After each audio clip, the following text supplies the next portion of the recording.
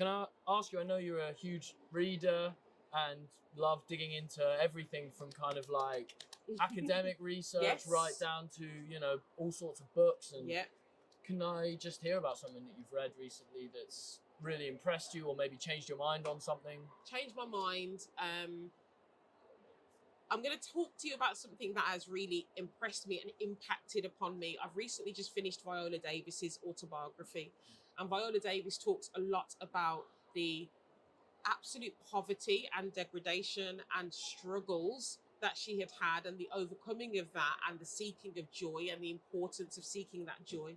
But it made me think really about what poverty does for children and for childhood, and what it means when children are going to nursery hungry, when children are going into nursery and they don't feel loved and they don't feel acknowledged and they don't feel as though they belong.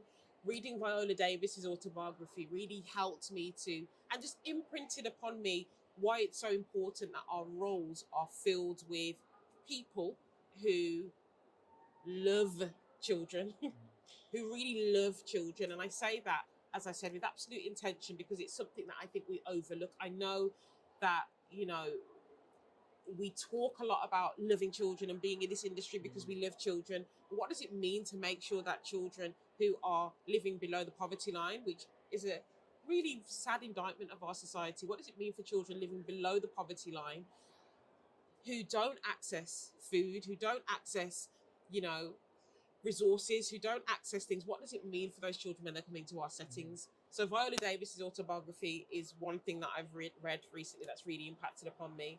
And thinking about, I guess, some of the children's books.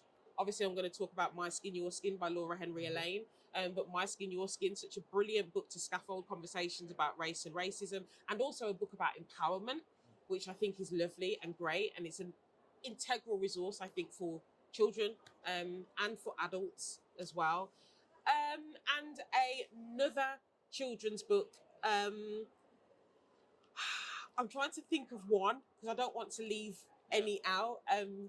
But I think there's a book by Dr. Monica Singh called Sunflower Sisters, which talks about colorism from a South Asian perspective, but also thinking about what colorism means for children who are racially minoritized, for black children, for brown children, and bringing into the conversation the need for us to all understand the impact of colorism when we're thinking about early years.